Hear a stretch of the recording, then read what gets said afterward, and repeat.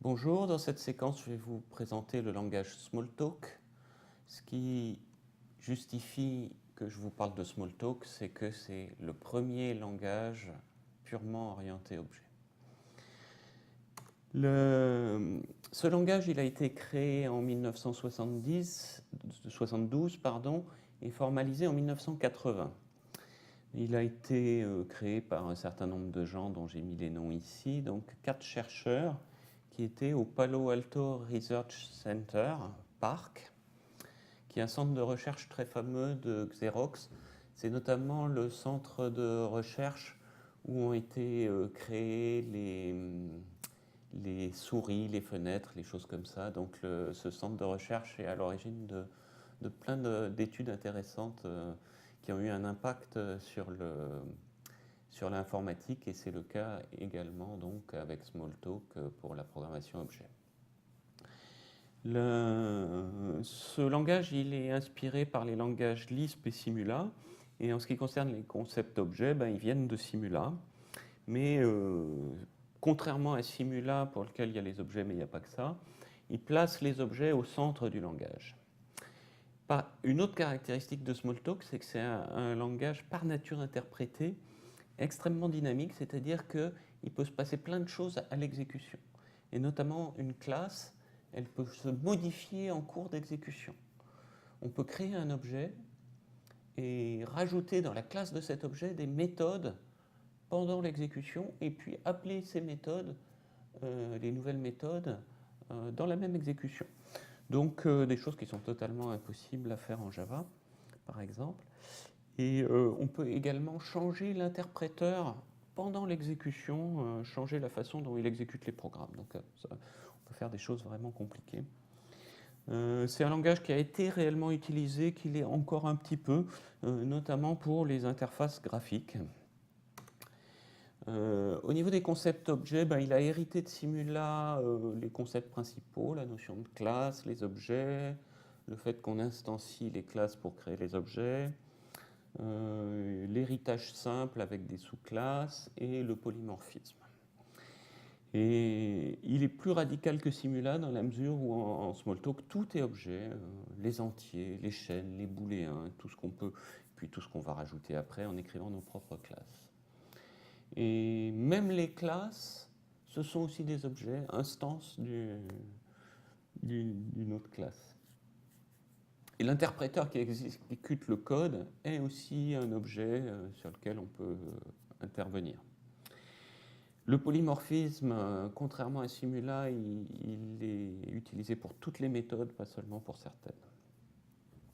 Au niveau des concepts, il y a un nouveau concept qui est introduit, qui est le concept de métaclasse, sur lequel je ne vais pas m'apesantir, il n'est pas utilisé en Java, mais c'est un concept qui a été important dans l'histoire de la programmation objet. Une autre caractéristique de Simula, c'est qu'il n'y a pas de notion de type, il n'y a pas de notion de type quand on écrit les programmes. Je vais vous donner deux exemples de programmes Java, le Hello World et une classe, la classe durée. Alors voilà un exemple donc le code qui permet d'afficher Hello World à l'écran. Comment on va interpréter de quoi il s'agit? On a Hello World ici qui est une chaîne de caractères. Donc ici en Smalltalk, la chaîne de caractères c'est entre simple quote et non pas entre double quote comme en Java. Et le println, qu'est-ce que c'est? C'est une méthode. Donc notre chaîne de caractères c'est un objet, et println c'est une méthode des chaînes de caractères qui permet de les afficher. Pour exécuter mon programme, il faut que j'aille dans l'interpréteur Smalltalk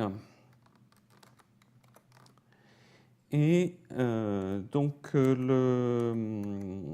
je vais commencer par lancer mon interpréteur Smalltalk. Je suis dans l'interpréteur, il faut que je tape des commandes, des lignes de commandes Smalltalk. Donc là, je vais faire un copier-coller à la souris. Qui marche marche pas. Alors je vais le faire autrement. Je vais le faire là, copier, là, coller. Et ça m'affiche Hello World à l'écran. L'autre exemple que je voulais vous montrer, qui est un peu plus intéressant, c'est l'exemple d'une classe, donc la classe durée, celle qu'on a déjà écrite en Java. Voici comment ça s'écrit. Je vais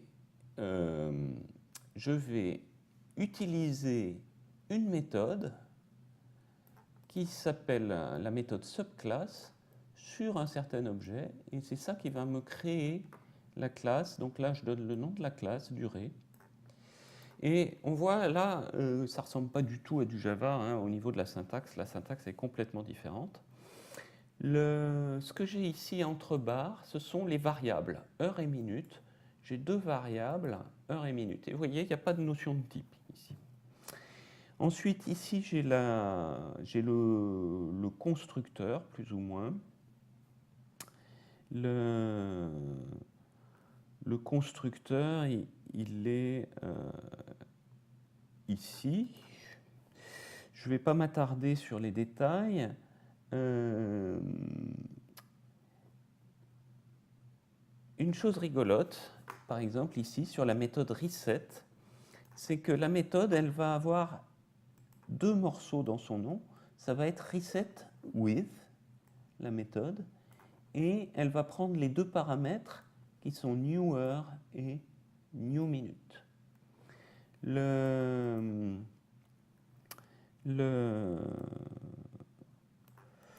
Donc quand je fais un reset, je vais mettre new hour dans la variable d'instance heure, l'attribut si vous voulez, et new minute dans l'attribut minute. Et donc les deux paramètres là doivent être séparés par des morceaux du nom de la méthode, reset with. Ensuite, j'ai une petite anti-sèche ici pour me dire ce qu'il faut que je tape dans mon interpréteur. Ça, du point de vue du code Java, ce qui est entre double quotes, c'est un commentaire. Et donc, je vais juste faire un copier-coller des différentes lignes. Je colle.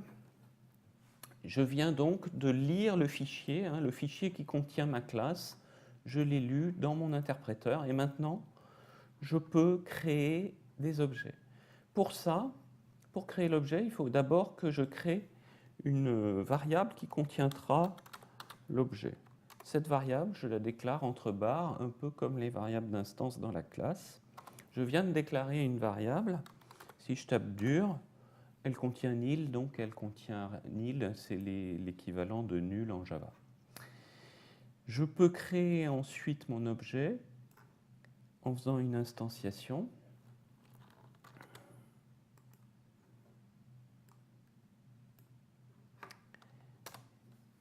Et si je tape dur, il m'affiche donc 0 heure, 0 minute. Pourquoi il m'affiche ça? Parce que j'ai un peu l'équivalent de toString. En Java, toString, l'équivalent c'est print on. Et donc c'est ça qui me permet d'avoir l'affichage. Et puis après, je peux faire les différentes opérations. Je peux par exemple faire un reset.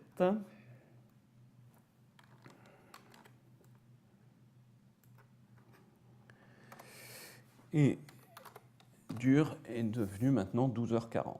Et puis je peux appeler une méthode comme par exemple getHeure.